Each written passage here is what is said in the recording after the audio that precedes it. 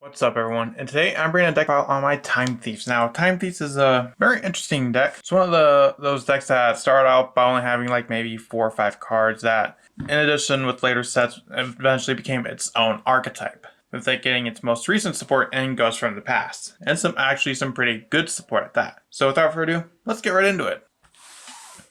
First, I run 3 Time Thief Adjuster. Time Thief Adjuster is basically easily one of the best monsters in this deck. If you normal will special summon a Time Thief monster, except Adjuster, you can special summon this card from your hand. And this card has a cool effect. If this card is normal or special summoned, you can send 1 Time Thief card from your deck to your graveyard. So it's a Foolish Burial. Now, the one downside to this card is you can only activate 1 Time Thief Adjuster effect once per turn. So if you use the effect to special summon from hand, you can't use the effect to send, so I'd much rather. The effect to send is much better because it allows you to get your Time Thief Bezel ship into the grave. I also run 3 Time Thief Winder. Time Thief Winder, when this card is normal or special summoned, you can add 1 Time Thief card from your deck to your hand, so it's your searcher. And you can also detach 1 material from an XYZ monster you control, special summon this card from your hand. And unlike Adjuster, you can use both of the effects, rather than just one. Next, I run 3 Time Thief Regulator. Time Thief Regulator is a card you definitely want to open with, because if you control no other monsters, you contribute this card to special summon 2 Time Thief monsters with different names from your deck. So you mainly want to summon the Winder and the Adjuster off of the Regulator. I also run the 1 Time Thief Bezel Ship. Bezel Ship has a quick effect. You contribute this card, target 1 Time Thief XYZ monster you control. Attach 1 card from your opponent's graveyard to that monster as material. And if this card is in the graveyard, you can detach 1 material from an XYZ monster you control, special summon this card. Now, this is definitely one thing that the Time Thieves do, is they take your opponent's cards and make them material for your XYZ monsters, whether it be from the grave or the top 3 cards of your opponent's deck. Which, depending on what they're playing, if they're playing a combo deck, that could end up hurting them quite a bit. I also run the 1 Time Thief Chrono Quarter. Chrono Quarter is kind of like more of a hand trap. During your opponent's battle phase, quick effect, you trip this card. Next battle phase you take, the next battle damage you take from an opponent's monster attack, this turn is inflicted to your opponent instead. And if a face-up XYZ monster you control leaves the field by a card effect, while this card is in your graveyard, special summon this card. Regulator also has the same effect as the Chrono Quarter to special summon itself in the graveyard when an XYZ monster is destroyed. I run 2 Performage Hat Tricker.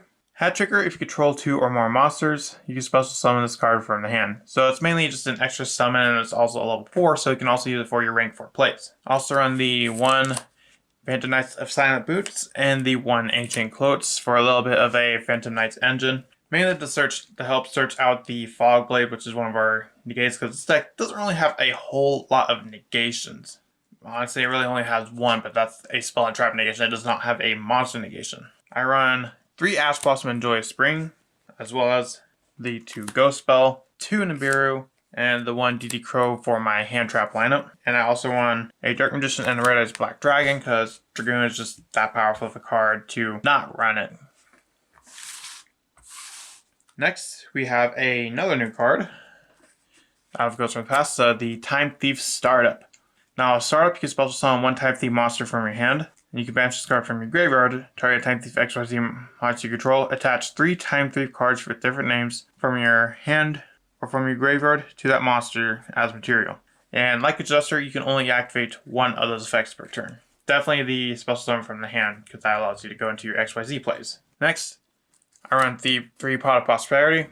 Your extra deck, you do use your extra deck, but there's definitely space to activate a Pot of Prosperity, and you definitely want the activating power. While the draw power is nice, but I'd rather go with Prosperity over Extravagance, because you don't want to banish Bardiche, Anaconda, Dragoon. There's just so many extra cards you just don't want to accidentally banish, but with Pot of Prosperity, you can at least control what you are banishing. Also, the 1 Red Eyes Fusion, a Monster Born, and a Call by the Grave to round out the spells. Moving on to traps, I run 1 Time Thief Retrograde. Retrograde's really cool because it is it's a counter trap, so there's very little you can activate in response to it other than like maybe a Super Poly or another counter trap. When a spell trap card is activated while you control a Time Thief XYZ monster, negate the activation, and if you do, attach that card to a Time Thief XYZ monster you control as material. And the one cool thing about the Time Thief XYZ is they gain different effects depending on which material is attached, which we'll see when we get to the XYZ monsters. Next, I run the 2 Time Thief Flyback. Flyback literally just gives your XYZ monster more material because you target an XYZ Time Thief XYZ monster control. Attach one Time Thief card from your hand or deck to it as material. You can banish this card from your graveyard, then target one Time Thief XYZ monster control. Attach one card from your opponent's graveyard to it as material. And like the other new cards from Ghosts from the Past, that is only you can only activate one of those effects per turn. And lastly, I run the 3 Phantom Knights Fogblade. Fogblade is essentially a better Fiendish Chain. You can target one effect monster on the field, negate that monster's effects, and that face-up monster in the field cannot attack, and it also cannot be targeted for attacks. And the one cool thing is that Fogblade stays up on the field. So unlike if in a tournament where it's only until the end of the turn, as long as Fogblade is up, that monster's effects are permanently negated. Moving on to the extra deck. I run 3 Time Thief Redoer.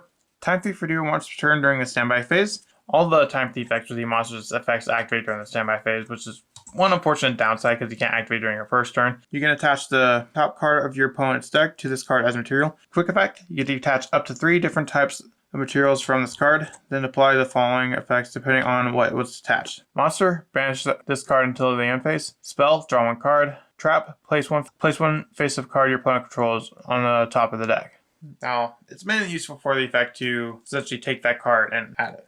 Next, I run the 2 Time Thief Perpetua. Perpetua during the standby phase, you attach material from this card. Then target one Time Thief monster in your graveyard, except Perpetua, and special summon it. You can also attach one Time Thief card from your deck to it as a material.